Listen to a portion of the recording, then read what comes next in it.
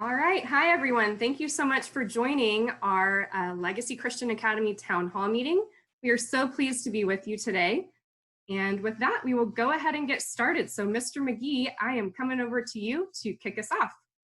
Thank you, Shannon, and welcome everyone.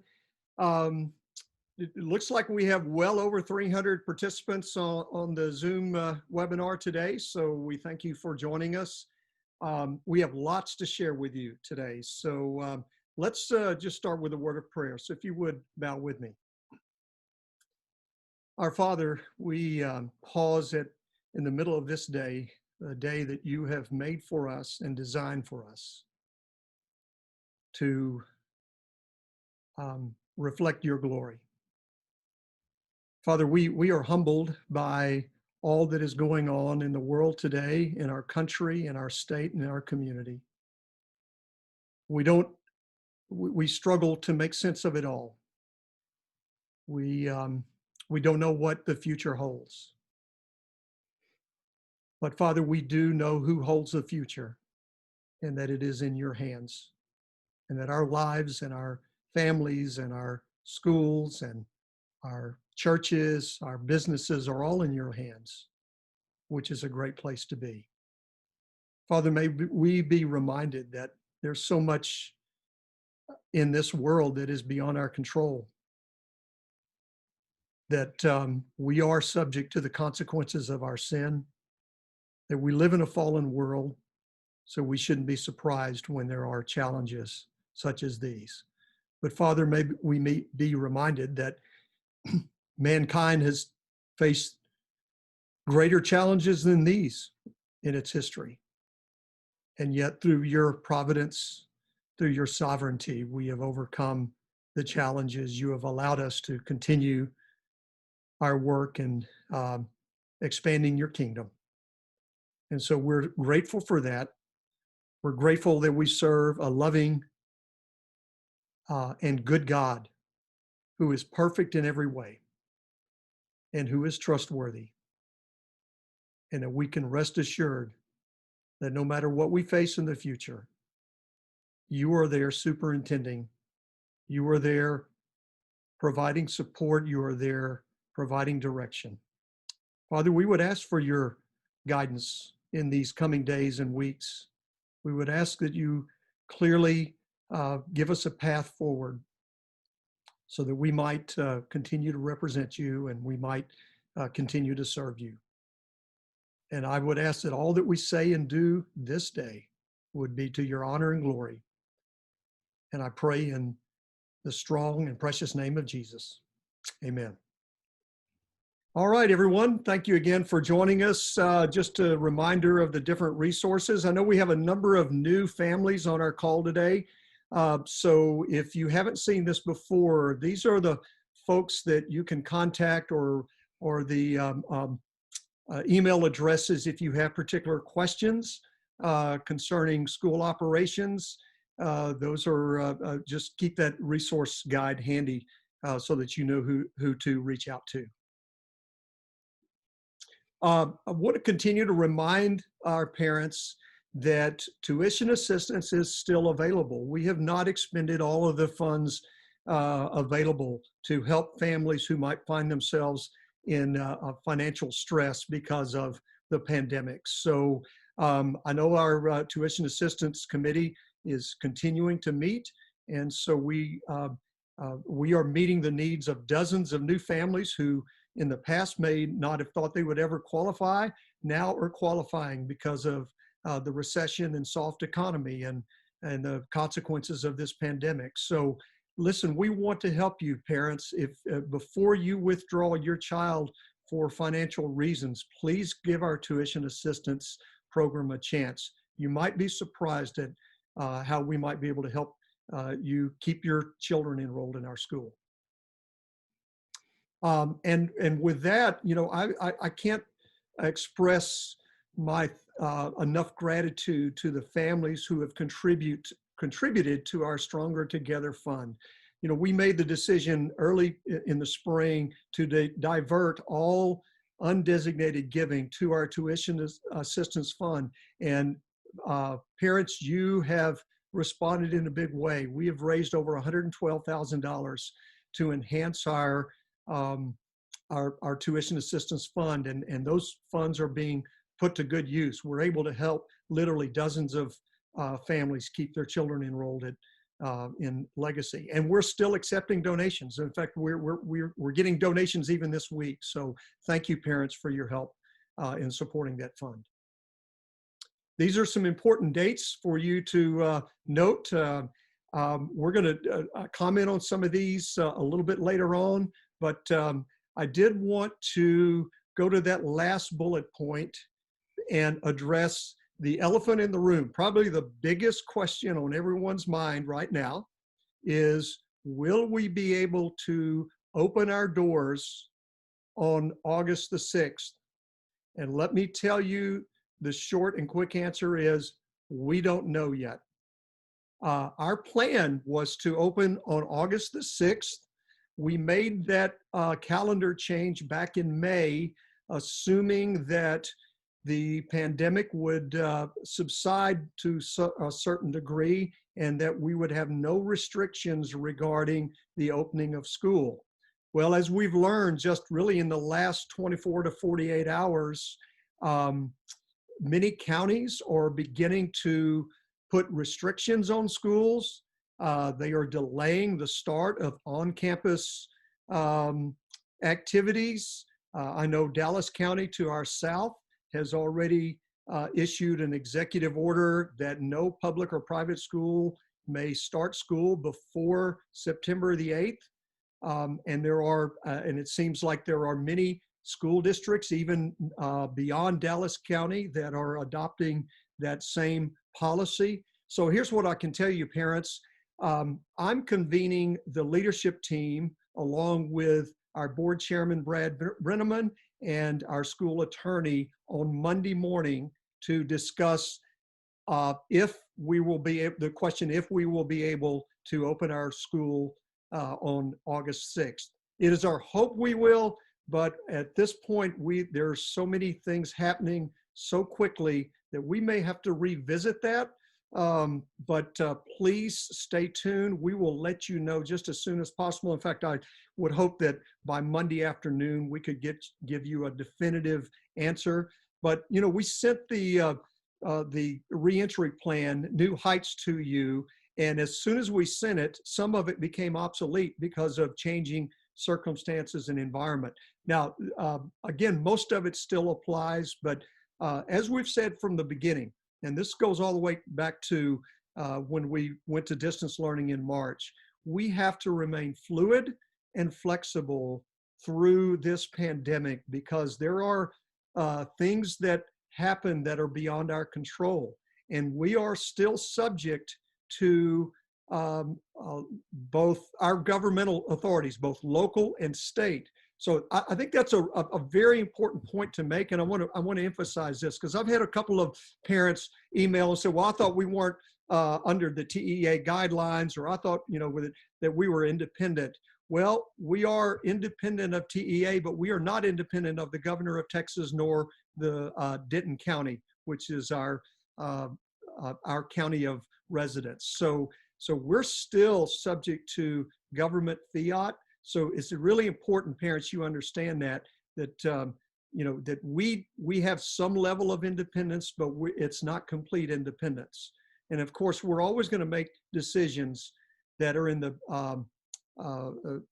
best interest of our students and our teachers and their health and well-being. So please just be patient with us. We're convening our meeting, our leadership team meeting on Monday morning, and we should have an answer for you as far as can we start on-campus instruction on August the 6th. Next slide, please. All right. Well, it is my privilege and pleasure to introduce to you our new middle school principal, Dr. Joy Bell. I know we had an announcement last week about her coming on board. She has hit the ground running. I can't tell you how happy I am to welcome her to the Legacy family. I've known Joy for about two years now. I've admired her work. She and I have had several conversations about educational matters over the years. Our paths have crossed at different conferences, and the opportunity to invite her onto our team was just a really a God thing. She is a godsend. I think she's going to be provide some strong leadership just in time. And so it is my pleasure to introduce you to her, and she's going to say a few words to you. Mr. McGee, thank you so very much. I want to thank the Legacy family for the warm welcome that I've received so far. I feel as though I've been at Legacy for years. That's the warmth that my family has felt over the last week. I'm looking forward to serving. Yes, these are definitely unusual times, but I will tell you, and I've only been here a week at Legacy. Legacy is well prepared for this challenge. So Mr. McGee, I thank you for inviting me. I thank you that we are all here together to lock arms during this time. Back to you, Mr. McGee. Thank you, Joy. Look forward to working alongside you as we provide great services to our middle school families. All right, let's get into the New Heights educational plan. You're going to hear from several of the team members of our different crisis management teams today. We've updated a number of things from the original plan that was sent to you back in June. So so here we go. Let's go ahead and get started with that. Who's up first? It looks like Daniel Townsley is going to give you an academic update. Daniel? Hello, everyone. Welcome to our town hall. Wanted to share a little bit about our academic planning. If we can move to the slide on the reentry plan. So we published this last month. It's been republished again, but this lays out the various scenarios. And again, the leadership team will be meeting on Monday for direction on actually what will happen on August 6th. So please wait accordingly for that announcement early next week. But we're still waiting. Do we have the authority to reopen or not? And then given that authority, then parents have some decisions to make. And we developed a new online option for families when they're looking at the entire scope of the year, feel it's best for their children to stay off campus. We have a LCA online program that I'll speak more about. And then we also have our on-campus learning. And on-campus learning, I'm going to spend some time talking about the flex option that's part of the on-campus. So basically with our options, we have two academic options. The first is our on-campus program, which includes our core classrooms focus, which we've been working on for the last 2 months. We've invested time and resources into offering micro classrooms next year, ranging from 10 to 14 students per classroom with an average of 12, which will help limit a student's exposure. The goal is to be able to increase physical distancing so as to provide the safest environment possible so that students would have a physical campus to return to under various scenarios. In addition, based on feedback we've received from families over the last month, we have been focused recently on providing more flexibility for families. Just as Bill McGee mentioned, flexibility is the word for the day, but flexibility for families who want a physical campus to return to, but who might prefer to keep their children at home for a time period, but still receive instructional support from their teachers with the ability to return to the physical campus once a family situation or comfort level changes. So flexible learning will be available for families in our on-campus program. Therefore, on-campus learning is a full-service model that provides the most flexibility for your family if you are unsure about whether or not your child should physically attend classes due to health concerns for any part of the year. If your child must be absent for personal illness or because you do not want them to be put at risk of infection or exposed for a particular time period, then your child will have access to the curriculum being taught through a combination of video recorded lessons and live streaming. The classroom teachers will make arrangements for quizzes, tests, projects, and other means of assessment. Your child will still receive personal and college counseling services and would progress as if they were physically present every day. However, they would not be eligible to participate in extracurricular activities on the days they're absent from school. Flexible learning will require parents to provide some level of oversight. Over the last month, we are grateful for the families who have reached out to us about an option that did not require moving completely to our LCA online program. And I hope that this clarifies that our on-campus program will support your child at school and at home, given the various circumstances your family might encounter. On our second option, on the other hand, LCA Online is being offered and was designed for families who have already made the decision that they do not want their child to attend on-campus learning for the school year. This is a limited service model that is offered at a reduced rate of tuition. Please understand that this option requires a family to support their child at home, similar to how you would a homeschool child. Our lower school library team will support the primary LCA curriculum for grades K through 5 and periodically check in on student progress, but it will require the student to be self-disciplined and able to learn on his or her own. For students in grades 6 through 12, 7-Star will provide both the curriculum and teachers. Counseling services or access to extracurricular activities are not included in this reduced price model. By choosing this new program, LCA Online, parents will be relinquishing their spot on campus for their child for the 2021 school year.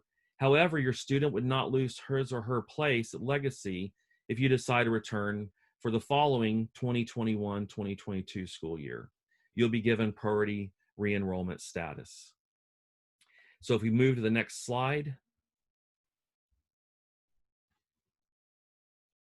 this lays out the various scenarios, the variations for grades kindergarten through 5th grade, and then also the 7-Star Online Academy partnership for 6th through 12th grade. And the next slide will list the rates that have been published already, but just for everyone to see them. Lower school K through 5 is $6,000 annually, and this is the total cost. This is not on top of tuition. This is the total cost. If tuition has been paid up front, then that will be applied to this cost. And then the 7-Star partnership for middle and upper school, 6th through 12th grade, is by the courses selected, and they're $900 to $1,000 by the various courses. So if your family is interested in learning more about LCA Online program, please contact our admissions team or myself. And we're asking that families let us know by July 22nd so we can begin to make adjustments in any classrooms or other schedules. And we have now a finalized commitment form as well as an updated contract, and we have those available. So please reach out to us for more information or for that paperwork. Thank you.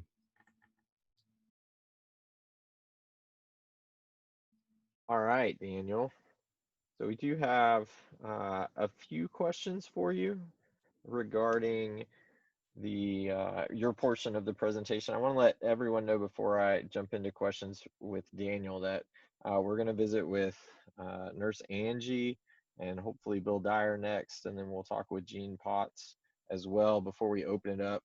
Or we'll be doing specific Q&As over their section. So if you have questions with anything Daniel has shared, now would be a great time to put those into the chat.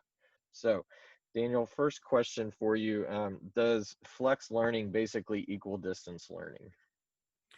The answer is no. Flex learning is supporting the on-campus instruction. So flex learning is going to tie in with the on-campus instruction. So the teachers are working and we're organizing technology for more live recorded resources so that a teacher can share those with students at home. So the goal is to support students at home during flex learning with more resources that a teacher will be developing for those that are in the physical classroom, but it will be different than distance learning. Distance learning will occur officially by the school, and that will be the entire class at home with that distance learning model enhanced that we experienced last semester. So a big difference will be a teacher will not be able to Zoom with students in flex learning at home because they'll have a complete classroom during that time that they'll be working with. But they will be sending more instructional resources, more recordings, more touch points for a student at home so they feel connected although they are not on the physical campus, with what is occurring in the classroom. Okay. A question about Spanish immersion, can that be done in an online model? And then the follow-up, can it be done in the flex option that you talked about? With the LCA Online, Spanish immersion is not offered.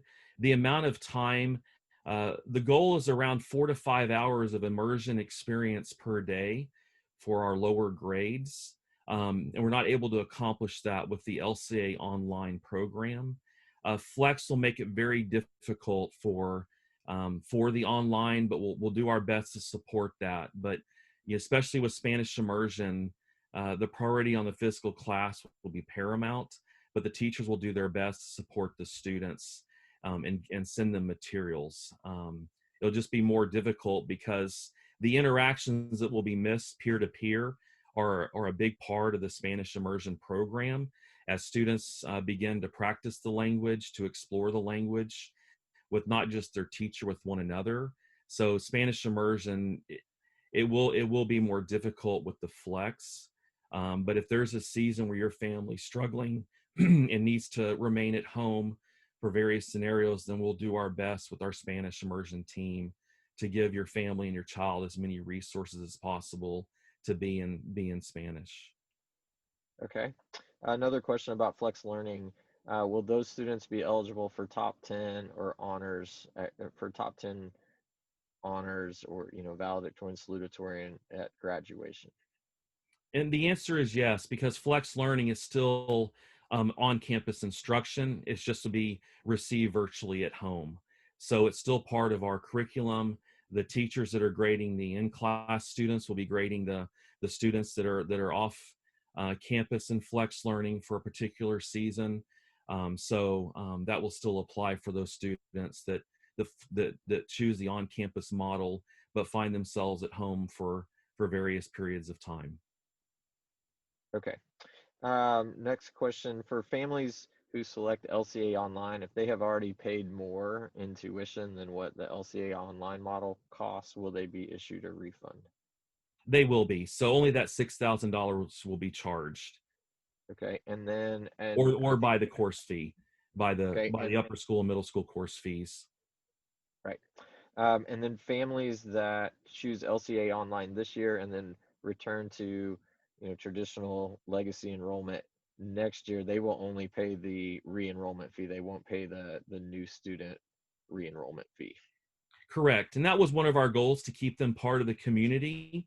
We just know that for this next year, there's different sensitivities families are navigating. So they will still be part of that, and they'll be considered like any other student re-enrolling. They'll have that priority re-enrollment status and no additional charges apart from any other family during that time. Okay. And the flex learning, just to clarify, there's no tuition difference there. It's on-campus tuition. Yes, Is that correct? it's just our on-campus model will be supporting in the class, as well as flex learning at home. If there's a student who's ill for a week or two, then they'll be able to still access instructional material from their teachers and coursework, so they can come back into the on-campus model when they are healthy or it's safe for their family to do so. So the goal with the on-campus is to provide a physical location to attend that's reduced class sizes, as well as supporting learning at home, so a student can come in and out of the physical campus and at home. The LCA Online is just a completely separate program for families who do not need that flexibility and will remain at home for the entire year. Okay. Is flex an option at all grade levels? Yes. Of course, the lower the grade level, the more parental involvement will be needed, even in the flex situation. So the LC Online is more of a homeschool supported model through Legacy. Flex learning will be more closely aligned more with our distance learning without Zoom capability. So the younger the grade, the more the parents will need to help with that. But our goal is to provide as many additional instructional resources as possible for those families. Okay, if or do you have an answer in terms of the duration that a student can remain in flex learning? Are there any maximum time limits? We have not put any maximum time limits on it at this time because of we know the various scenarios and just given how the summer has developed in different ways than many projected in May, then we do not have any maximum timelines for putting on flex learning. We want to provide a possibility for students to come on campus when it's safe and healthy for their family to do so, and to support them at home until they're able to return on campus. Okay, and I don't know if you can answer this, or we may need to save it maybe for the principals later, but can you talk about some of how is distance learning in the upcoming school year, how it might look different than distance learning did last spring? Distance learning will have more live contact with teachers, more Zoom conferences. So that will be increased. The teacher-student FaceTime will be increased, as well as support materials. But a big area that parents gave us feedback on was just more time for their students to see their teacher and one another, and that'll be a focus if we transition or when we transition to distance learning for our programming.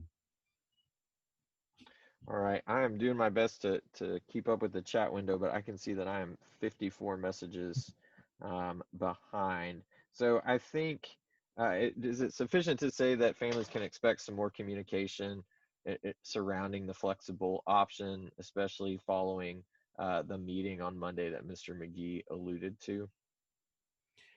Well, the goal is for families to know that on the on-campus model, we can support and are gearing up to support students being at home because they're not able to return for a season. And so that's our goal. So teachers having more recorded lessons, materials being sent home, more virtual resources. But the goal with the flex learning is just to provide options for our students who are coming back on campus and find themselves at home for different periods of time to still be supported in our academic program. Okay. Very good. All right, I am scrolling through these questions. I think that we've covered most of them, and if not, we'll pick them back up towards the end because they probably need to go to principals. And so I'm going to go ahead and recommend that we transition over to Nurse Detloff and let her speak for a few minutes. Thank you, Adam. As guidelines and recommendations continue to change, I want to thank you for your patience and understanding as we continue to monitor and wait for the most current information to be announced. In order to provide a safe environment for our students, faculty, and staff, we will follow the current CDC guidelines of when we are able to maintain a physical distance of 6 feet apart. Face coverings will be optional. And when we are unable to maintain this physical distance, face coverings will be required. If a student forgets to bring a face covering to school, we will be able to provide a disposable face mask for them. Now, in regards to our testing protocols, if a Legacy student, faculty, or staff member tests positive for COVID-19, I will be the one responsible for notifying all those who have been in close contact with the individual, such as teachers, administrators, and classmates. Those identified to have been in close contact will be dismissed from school, and each family involved will follow the recommendations of their physician regarding whether to undergo testing or to institute a 14-day self-quarantine. We have defined close contact as being less than 6 feet apart for more than 15 minutes without a face covering. And we have also updated our possible exposure protocol to direct each family to follow their physician's recommendations regarding to testing or to self-quarantine. Due to recent discussions regarding COVID-19 testing supplies and retesting recommendations, our protocol includes the CDC's time-based requirements for students, faculty, and staff returning to campus after a positive test result. The requirements include no fever for 72 hours without the use of fever-reducing medications, noted improvement in respiratory symptoms such as a cough or shortness of breath, at least 10 days have passed since the symptoms first appeared, and they will need to provide a letter to return from a physician. If a student is exposed to COVID-19 and/or is indicated by contact tracing, the family will be asked to follow the recommendations of their physician. Students will quarantine until test results can be verified, which can take up to 2 to 3 days. Those awaiting test results or participating in self-quarantine will receive direction and resources to support learning at home from their teachers. And Adam, I'm sure we have lots of questions. Yes, we do.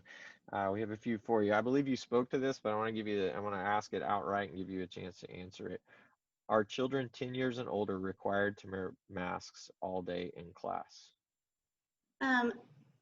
They will be required to, at this point, since the CDC's guidelines have not changed, they would be wearing masks only when they are unable to maintain the physical distance of 6 feet apart. So again, in the classroom, we are arranging the classroom in a way that will allow for the physical distancing. So the only circumstances that would involve wearing masks could happen during walking in the hallway, or during a walk to a specials class, or while working on a science project. But most of the time they would be able to maintain the 6 feet apart and not have to wear a mask during the classroom time. Okay. And if someone in my family tests positive for COVID, would the school require the student to move to the flexible learning plan until the family's exposure is over or everyone tests negative? Yes, with a possible exposure protocol, we would ask the families to definitely check with their physician regarding their recommendations. There's a lot of things to consider in regards to if they are exhibiting any symptoms that are would be related to COVID-19. But during that time, if they choose to go ahead with a quarantine or are waiting for a test result, then the flex learning or the resources would be available to them. Okay. And I'm seeing this question come up a couple times. Do children younger than 10 need to wear a mask? At this point, yes. Again, the CDC's recommendations have not changed, and they continue to say that the only ones that should not wear a mask are those children that are 2 years of age or younger. So at this point, we're going to continue to follow those recommendations unless something changes between now and the start of the school year. Okay, and can you clarify if the governor says we have to wear all masks or wear masks at all times, but the CDC does not? Who do we follow there? Is there a hierarchy? Well, at this point, when the governor issues a statement, that basically equals the minimum requirement that we need to follow. And again, at this point in time, what the governor has said and what the CDC and the Denton County Public Health, it differs.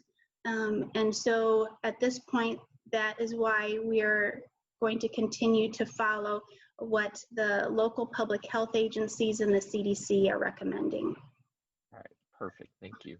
Are there any specific types of tests required for a negative test result? At this point, no. I would say I would leave that up to each family's physician in regards to what they are recommending due to how quickly things are changing. And with the CDC time-based requirements, a lot of physicians are not recommending recommending tests be done or a second test to confirm a negative case. And so our students, our faculty and staff would would follow those requirements regarding no fever and a decrease in the symptoms and no symptom, or it's been 10 days since the symptoms appeared.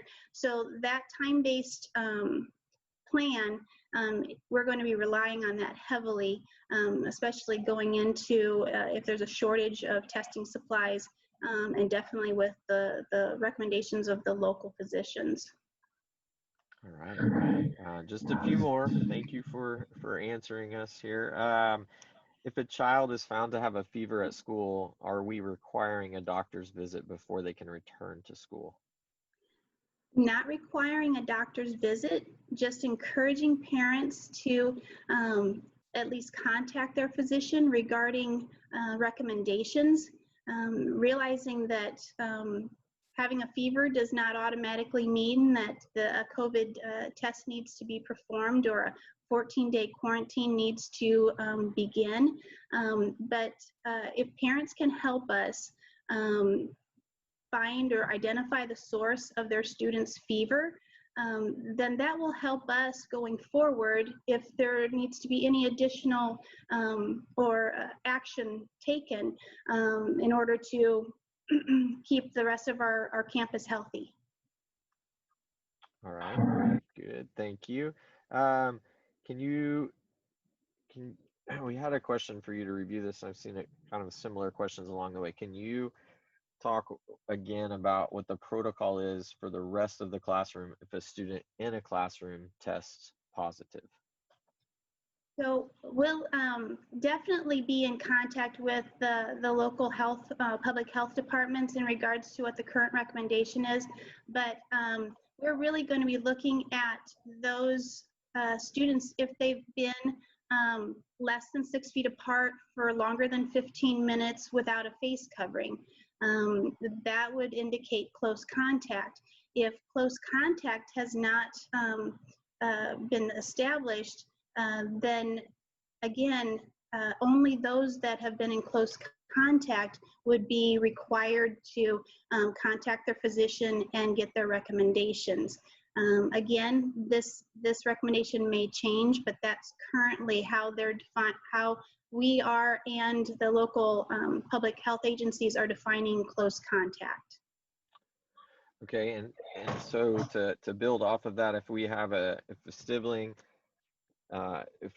tests positive, would all those children need to stay home? If someone in a family tests positive, everyone in that household would need to follow their physician's recommendations in regards to how they're feeling, what symptoms they're showing, even if they're not necessarily running a fever, but are showing some type of respiratory symptoms. They would need to follow, like I said, their physician's recommendations on what the next steps would be. So again, I'm not saying that families would be required to automatically be tested or go into the 14-day quarantine, but that may be a possibility depending on what their physician recommends. All right, can you talk about mask guidelines for students, what those requirements are? And then we've had some questions about faculty and staff mask guidelines as well. Okay, well, the CDC has a pretty good guidelines in regards to what a mask should consist of. They've said basically any barrier, if it's going to be a cloth mask, they recommend at least a couple layers of tightly woven cloth, but also the face shields are considered an acceptable barrier, and also the face coverings that are worn around the neck and can be pulled up over the nose, those are acceptable as well. So there's really those three options that parents can choose from that they feel would be best meet their needs depending on the age of their child. Okay, and last question for you, Angie, before we move over to Mr. Dyer. Can you talk about the notification protocols? So what will happen if a student tests positive in a specific class? Can you talk about how we'll handle that?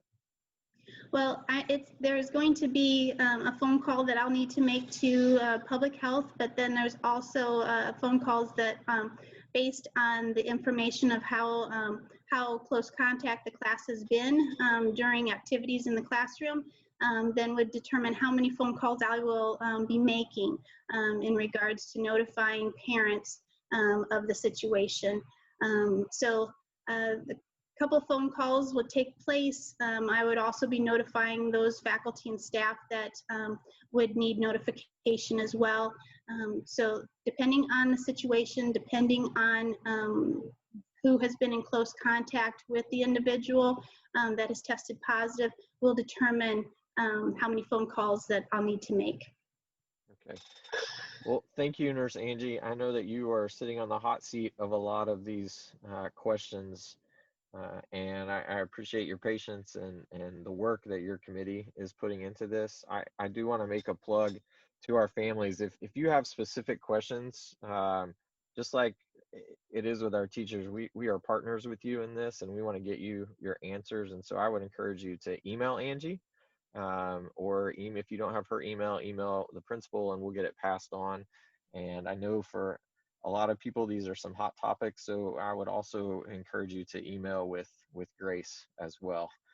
We are doing our best to get your questions answered, and we thank you for your patience.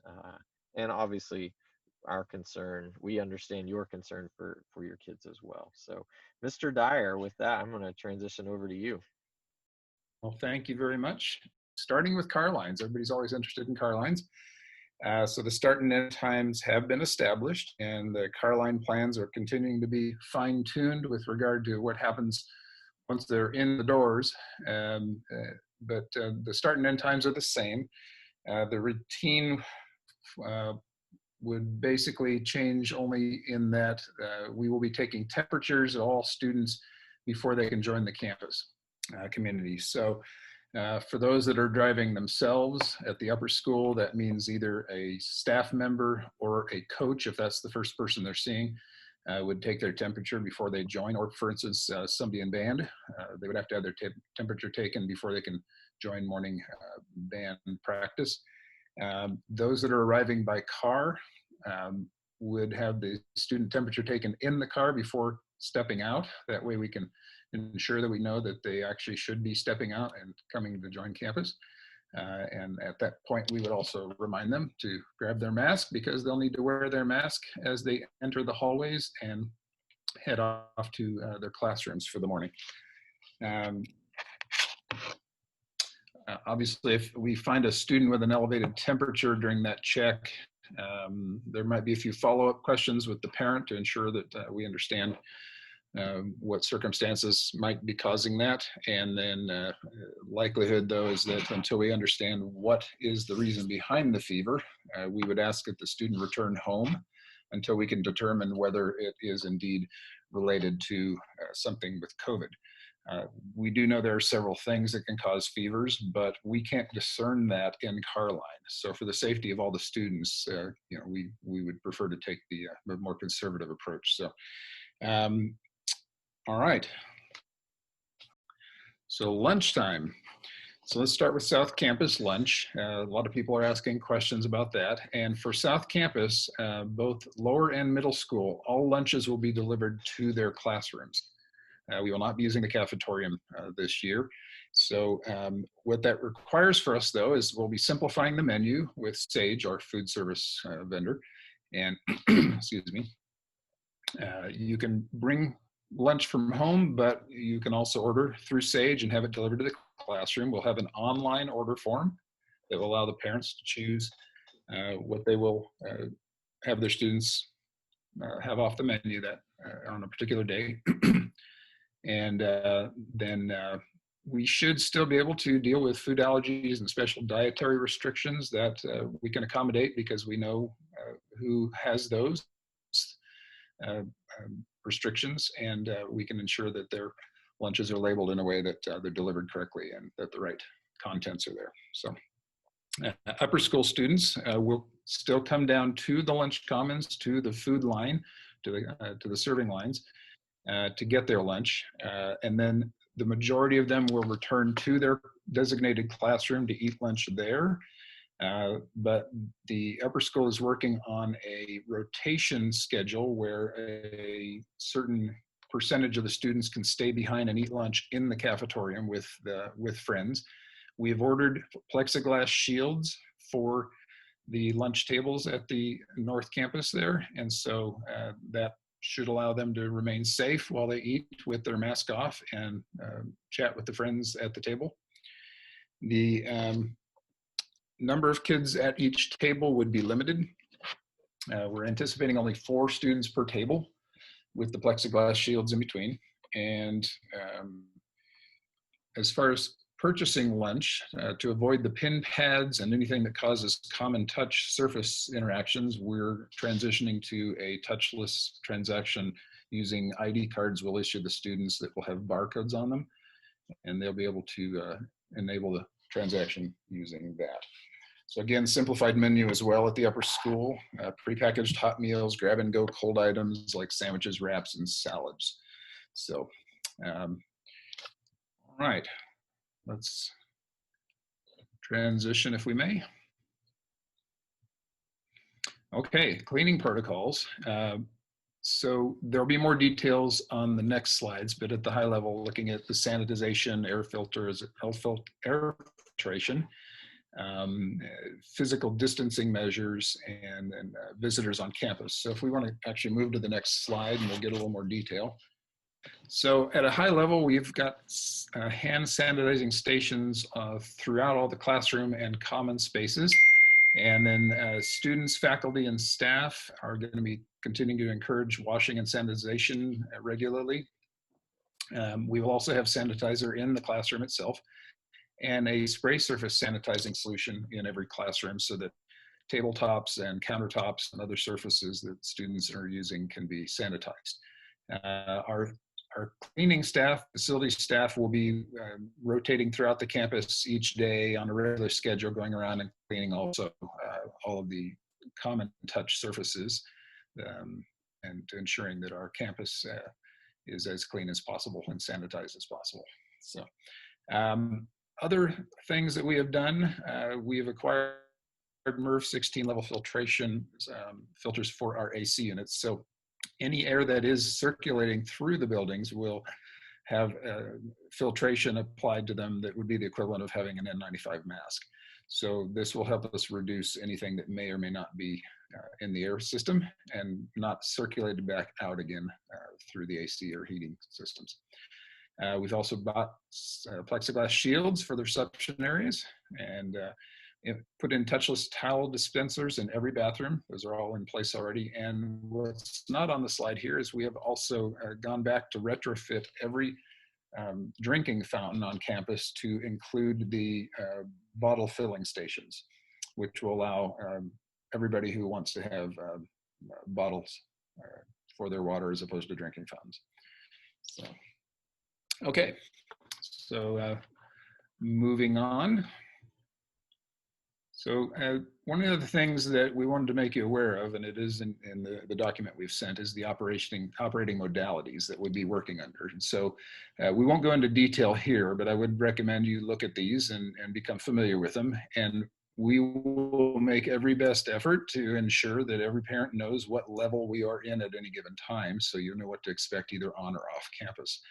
And so those communications would go out via our communication team. Making sure that if we've moved from one level to another, that you're made aware of it as quickly as possible. So the details are in here. I will let you read through them at your leisure and ask questions as need be. But other than that, I guess, Adam, we can head into questions. All right, very good. So on behalf of all parents out there with children in multiple divisions, can you talk about will there be an option to drop off all at once and pick up all at once? Yes, so we understand the challenges of having students at multiple levels, different grades, and we will, again, we know the start and end times, we know the outdoor procedures. All that's left for us to finalize is what happens once your child enters the building. And That's that last bit that we are fine tuning, exactly where your child would go. Would it be in a holding area, directly into a classroom? But in any event, we will allow drop off of multiple grades, and so that you are not stressed with regard to work times and being able to get there. So I think the only change might be the early drop off, earlier than normal. I know last year it was 7:30, this year it is 8. And I understand that can be a challenge, but. Okay, so the earliest a family can drop off children would be 8 a.m. Yes, that's correct. Okay, and then just in terms of all the drop-off procedures and where kids will go, I think it's safe to say that there'll be some communication coming forth from the principals regarding specific divisions and possibly even specific grade levels. Is that fair to say? Yes, and that's the little bits of details we still have to work at exactly where we were wanting to keep the children both arriving and leaving at afternoon car lines as well. So just how we want to handle that logistically. There's a couple last things to deal with. All right, thank you. I think you'll know the answer to this, but if not, we can bring one of the principals on. Will parents be able to walk their kids into the building on the first day of school? And the answer to that is yes, with some provisions. So of course, like any visitor on campus and student, they would be required to wear a mask and have their temperature checked. And in the interest of making sure that we have a good start to the year without too much confusion, we also might limit the amount of time they can be in the building saying their goodbye. So that's also some of that detail. Excellent. Yes, I would harken back to the earlier comment about partnering with parents. We want to provide that opportunity, but we would ask, we're going to be asking that you help us out in keeping the hallways safe as well. So a question about lunch: will microwaves be available? And you might comment on both campuses. So microwaves will be available at North Campus. With regard to where they're going to be exactly, we're still finalizing that. But yes, we will make microwaves available at the North Campus for those students. South Campus, that decision hasn't been made yet, just because of the logistics of where you would have to place microwaves in order for them to utilize them. And since they're staying in their classrooms and having lunch delivered. So we're not 100% there yet on South Campus on a decision. All right. Well, I think that's all the questions that we have for you, Mr. Dyer. Thank you. And with that, we're going to jump right over to Gene in the financial realm. And Gene, we're going to jump straight into questions for you, if that's okay. Yes. All right. Can you provide our community with a brief summary of the extra investments we've made to ensure we can deliver a quality and safe experience to our children?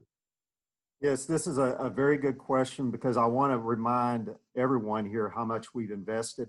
When the tuition rates were set back in the early spring, we didn't have all these costs factored in, but we are spending and investing in our families and our children right now.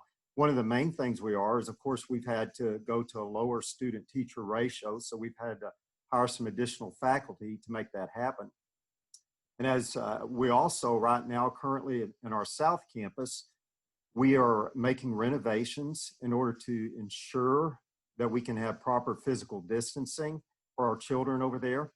And of course, as you've heard Bill already mentioned, we've already had HVAC filtration systems, plexiglass shields, touchless dispensers, extra cleaning, and PPE supplies to make us ready and safe this year.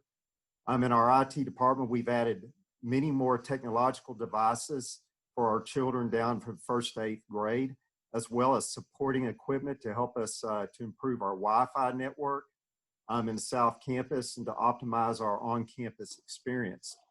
And probably one of the most important things we've done is that we have, our board has asked us to invest and pull from our reserves additional tuition assistance to help keep all of our current families here who are undergoing financial stress. All right. Second question. Is tuition assistance still available? You kind of just spoke to this, but I want to ask it formally. Is tuition assistance still available for those who have been financially impacted and are possibly considering withdrawing? Absolutely. Our board did make this a priority this year that no one should have to leave for financial reasons if we can accommodate that. So I do urge each of you out there, if you're thinking because of financial reasons you need to withdraw or are planning to, please contact Sherry Mosley. We want to hear your situation. We know many of you here in general may have never applied for this, and you realize that, well, if I have to turn in my 2019 income, I'm not going to qualify. But we get that. And we know that the bottom has dropped out for many of you here. And we'll want that information because we want due diligence, but we also want to hear what has happened in 2020 as a result of this pandemic. We're sensitive to that. You are a part of our family, and we want to avoid having your children, if at all possible, having to transition out of this school and only to come back later on. So we do urge you, and I ask you to contact Sherry Mosley and get an application going. And I say this in all respect to each of you. If the only thing that's holding you back is pride, don't hold back. Your children are worth it. We know they're worth it. You know they're worth it, and we want to have you here next year if at all possible. All right. Thank you, Gene. I appreciate that. Last question. If we must close campus again and transition to distance learning this year, does LCA have a plan to adjust tuition? Yes, our finance committee has developed a tuitions credit plan in the event that we transition to distance learning for an extended time. At this point, we are not disclosing any of the details because our finance committee wants to see how our current enrollment ends up. We want to look at what costs we're incurring, and we want to see at each grade level what your educational experience is for your child, so that we can make a determination what, if any, appropriate credit would be for the school year. And these credits will be applied to the next school year. Okay. Thank you so much. I appreciate that, Gene. And with that, I think that we can probably transition to our general Q&A. I've got a few that popped up after we had spoken to individuals. And I think I'm going to go to Mr. McGee first with this question, just to reiterate, because I know we've had a number of families join after the town hall had begun. Who will make, Mr. McGee, who will make the ultimate decision on closing LCA's campus? And can you talk about, again, how county mandates impact us? Yeah, the decision to actually start classes on August 6th or not, or to transition to distance learning, will be made by the leadership team with the blessing of the Board of Trustees. And I want to reiterate what you just said, Adam. We are still under the authority of the governor of Texas and Denton County officials. So if either one of those entities issues an executive order that affects the date of our on-campus openings, we'll have to comply. We don't have an option in that. So anyway, our leadership team is convening on this coming Monday at 9 a.m. I imagine we will discuss this for several hours, and we will make a decision as to whether or not we can move forward with our scheduled August 6th opening, or if we have to make adjustments to that. So I would ask parents just to be patient with us. We'll try to get out that information as soon as possible. Okay, excellent. Joy, I'm going to jump to you with a question. Well, I'll give you a general topic to speak to. Can you talk about, because we've talked about car line times already, but can you talk about the early release and why that's being offered at the middle school? And then as you answer that, can you talk about whether those kids have to be picked up or if they can stay on campus, perhaps if they have siblings getting out later? Absolutely. Thank you, Adam. As a result of the CDC recommendations, the class sizes, our teachers are now teaching for longer periods of time. They're essentially losing planning time. So in the scheduling, we needed to find space for them to continue to be able to have the rigorous academic time and planning and education that your children have become accustomed to and our families have become accustomed to. So we looked at Wednesday, the last period of the day, which is a non-instructional period. So your children are not losing any instructional time. And subsequently, the teachers are gaining planning time to be able to plan for instruction. So that is the rationale behind the early release. Essentially, our blocks of the day have gone longer, and there's just not enough time for the teachers to have that time to plan. The second part of that question is, yes, we will make sure that if your student cannot be picked up, we will have someone staffing there to monitor those students until the normal a regular timing for pickup. So that's how that will work. Did I answer that question, Adam? Yes, ma'am, you did. And Mr. Mosley, I'm going to throw the same question to you because I know that you have a different school setup or a different schedule this week, a 4-day on-campus required week. Can you talk about why you have your schedule the way you do and why that works? Sure, Adam. Well, obviously having older students changes the game a little bit. They're much more able to work independently. So we put together a task force of parents, students, teachers, and we looked at several different models with the idea of having to go potentially back in and out of distance learning with the additional sections that each of our teachers are teaching and having to share those sections instructionally with other instructors. More planning time is needed to do it well. So the combination of all those things came up with a 4-day model in which they will be on campus Monday, Tuesday, Thursday, Friday. And on Wednesday, they'll have about 15 to 20 minutes worth of independent work that they will do, to basically end up having the same amount of minutes of instruction as we had last year.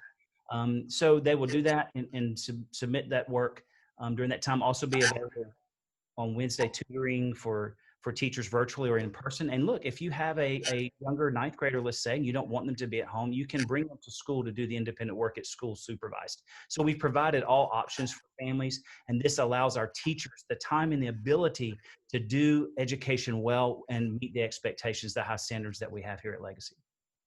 Very good. Thank you, Kevin. While we have you up on screen, let's just ask the one standing town hall question. Do you have an update on athletics? I do. Mr. McGee and Coach Johnson just left a TAPS conference update. So they have been monitoring and looking at different things, and so they've come up with a solution. A lot of things have been out there, rumors about swapping spring season and fall spring. None of that is happening. The bottom line is this.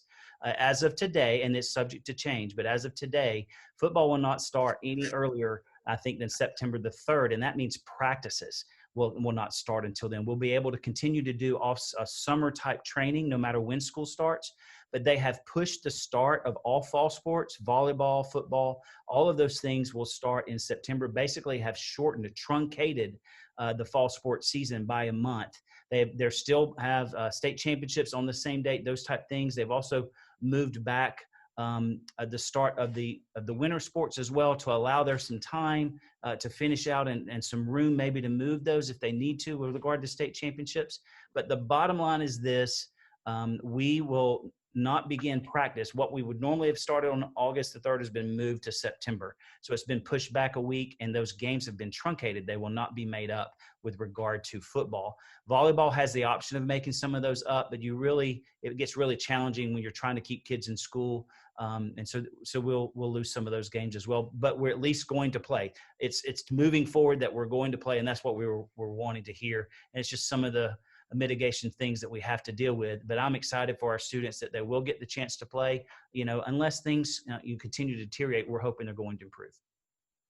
All right, and so just kind of watching some questions come in about sports specifics. I think probably the thing to say is that coaches, now that we have some information, coaches will be reaching out regarding practices, tryouts, cheer camp, all things related to athletics. Coaches will communicate specific information.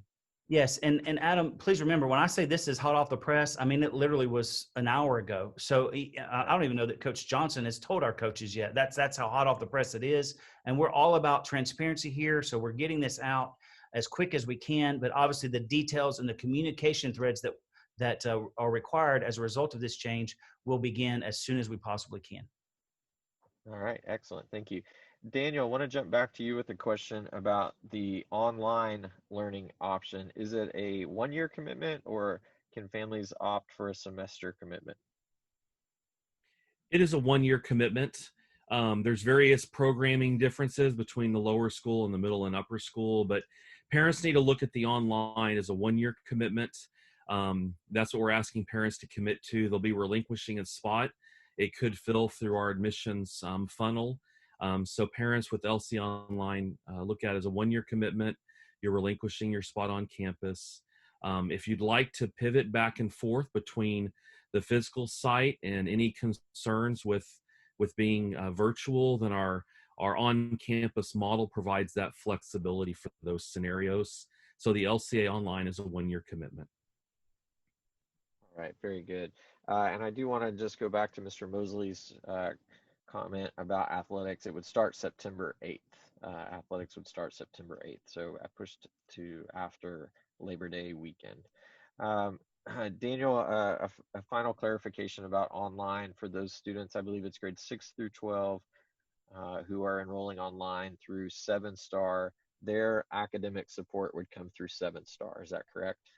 That's correct. We'll help with the administration of that and provide some additional accountability to make sure students are keeping on track and parents are aware. Students are not keeping up with the curriculum, but the instructional support, the grading, all of that will come through 7-Star. All right, perfect. And then I want to give you a chance one more time to summarize what families should do in regard if they want to choose the online learning option. It's to reach out to you and or our admissions office and start that conversation. Is that correct? That is correct. We want to have a conversation with you to make sure that you're making the best decision and have all your questions answered about the LCA Online, primarily because the spot will be relinquished. We want to make sure you have that full understanding. And so please reach out to myself, to admissions, and we'll help you, and we have the formal paperwork to send to you as well. Okay, perfect. And then along those same lines, if a family wants to, they're choosing on-campus learning, but they feel like they need to be in that, take advantage of that flex option, is there notification required there, or would it be better to say at this time, stay tuned and we'll communicate more about that in the future? Well, for on-campus, that's the default unless the student family transitions to the LCA Online. There's a different enrollment contract for the LCA Online. So if a family doesn't move in that direction, then they'll be in the on-campus, and flex is just part of it. So whether it's the start of school or mid-December, a family decides it's best for their child to remain at home for a season, they'll have that opportunity. So nothing needs to be communicated to us if you're in the on-campus. You'll have that flexibility given different scenarios that your family might be facing to be in the physical space or at home being supported by your teachers. Okay, thank you. Nurse Detloff, a question for you. In regards to temperatures, what number will be considered for a student not to be allowed to stay on campus after their temperature's checked? We're going to continue to use the temperature range that's already in our handbook. And that is temperature is considered anything 100 or above. Okay. All right. Well, I believe we have addressed all of our questions. Mr. McGee, I'm going to throw it back to you with one final question. And obviously, if you have, closing remarks, it would be good. If we are not on campus on August 6th on our intended start day, will we automatically go into distance learning? And then if you can tie into that answer, the answer to this, I know you've mentioned multiple times we'll be meeting on Monday to kind of answer that question. Families can probably expect communication from us on Tuesday, maybe Monday, but more than likely Tuesday. I'll kind of leave that out there for you to address. No, that's absolutely right. We'll make a decision as to whether we can convene on campus this coming Monday, and we'll get out a word to you as soon as possible. I can't promise you it'll be Monday afternoon, but we'll try our best to get it to you as soon as possible. we're going to look at different options. If we decide that we cannot open our campus on August 6th, then we'll have to, at that point, decide when and if we will go to distance learning at what point. So all I can say now is stay tuned. We will convene on Monday, and we'll come out of that meeting with a plan, and we'll communicate that plan as soon as possible. So I want to wrap everything up and say a few comments before we close this afternoon. First of all, parents, thank you for all your questions. Every question that you've posed is a good one, and we are attempting to answer it to the best of our ability. Please understand some questions are still being processed, that we don't have the final answer. Again, because we are in such a flexible situation or a fluid situation. And, for example, with the athletics, Mr. Mosley was exactly right. That information is only about an hour old. And so, when you ask questions about athletics and fine arts, we've been waiting to get direction from TAPS for several weeks now. We finally have that. And so we'll be able to come back and give you more details in the future. And there's, obviously some logistic questions that we're still working and trying to finalize.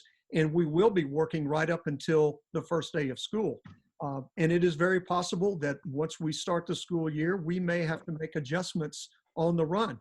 I know there were a lot of concerns about car line and drop-off procedures and things like that. We may have to make some adjustments as we get into it. So I am thankful that practically all the parents that we talk to that ask questions are very gracious and understanding. I do want to say this, folks. We all, whether you're a parent, a teacher, a student, staff, we all have to accept the reality that next school year will be very unusual. It will not be business as usual. We will all be inconvenienced from time to time. And we've had to make some decisions that were tough decisions that, frankly, will inconvenience you as parents.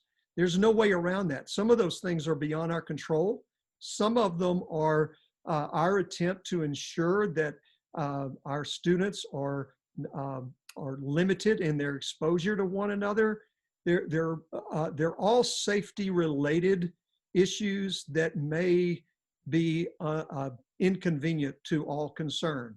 So please be patient and please extend extra grace. There's really no reason for you to be disrespectful or snarky to our nurse. I'm sad to say we've had a couple of parents who emailed our nurse with some very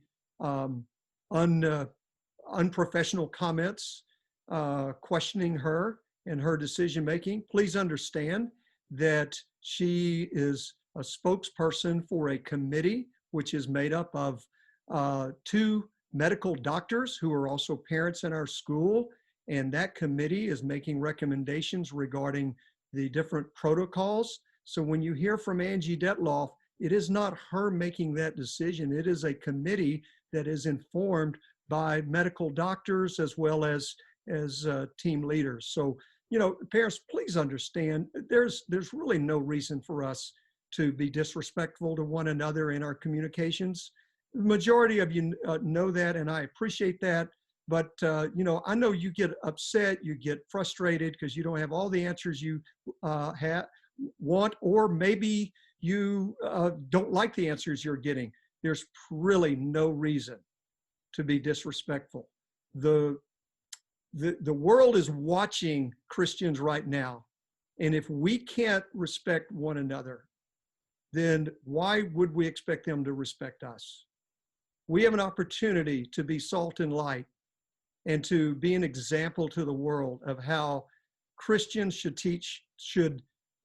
treat other Christians. So I would ask and I would appeal to all of us, staff, faculty, parents, students, let's just let's exercise an extra measure of grace here. We need to love one another through these. It's really, these are tough days. And I'm overseeing a team of 150 people who are working their tails off for the children and the families here. And they sometimes have to make hard decisions. And please understand that. And as I'm looking at your comments, I'm getting a lot of amens. And thank you, parents, for understanding and for helping us in this matter. So I've had several people reach out to me and say, how can I help as a parent? How can I help the school navigate these difficult times? Well, here's a couple of ways. We are working on recruiting a cadre of substitute teachers and classroom monitors that is exclusive to our schools. So, we're expecting that there will be a substitute teacher shortage, and we have really we don't know whether or not or how many of our faculty might have to take a sick leave or might have to be quarantined. And so it's really, we have to shore up our substitute ranks. So parents, if you are not working and have the ability and the desire to help, we'd love to include you on the substitute list. No teaching experience is required. In fact, what we're imagining is that a number of our teachers may have to teach from home, but if you're willing to supervise, monitor a classroom, help us set up the technology so a teacher can teach from home, we would love and welcome your participation in that area. We're looking at offering a very above market pay for that in order to be exclusive. So what we'd like to do is recruit a cadre of people who are willing to be our exclusive substitutes so that they're not substituting around to other schools. So parents, if that is something you would like to pursue, please let us know. We would love to put you on that list. And we would also, if perhaps maybe you just want to volunteer your time, maybe you want to help out with our car line, help take some temperatures, things of that nature, we could use you. So, we're going to get through this this challenge together. We're stronger together, and I just so appreciate the opportunity to partner with you, parents, and thank you for your offers to help. We are going to make it work here, and I can't be more proud of the Legacy community than I am right now. So with that, I think, where do we go? Oh, we're going to ask Dr. Joy Bell to close us in prayer. Mr. McGee, thank you so much, and thank you so much for your leadership. Lord, we are so grateful for Legacy. We're so grateful for the leadership of Mr. McGee. Lord, I specifically pray not only for Legacy, but for our nation, for our world. Lord, I pray that you will be with us, that you will give us wisdom, that you will give us guidance, that you will give us clarity. Lord, I pray for each one of our families, as I'm certain that they have many thoughts, many concerns, maybe some fears. But I pray that you will remind them of the scripture that says that you have not given us the spirit of fear, but the spirit of power, the spirit of love, and the spirit of a sound mind. And so for every family member, every staff member and faculty member, I pray that that spirit will rest on them. Be with us today and in the days to come. In Jesus' name we pray. Amen. Amen. All right. I think we're going to turn it over to Shannon with just some closing reminders. Yes, wonderful. Well, thank you all so much for being with us. Thank you for hanging on. This was a long meeting, but we appreciate you hanging in there with us and asking so many wonderful questions. So really briefly, wanted to share a few save the dates. Make sure that you have these written down. Mr. McGee mentioned these at the top of the presentation, but wanted to make sure that you have these in your calendar. We will continue to reiterate these dates as we continue promoting, but just FYI. So Eagle Expo is going virtual. We will not be having an Eagle Expo event in person. So we will have a variety of town hall meetings and meet the teacher opportunities in its place.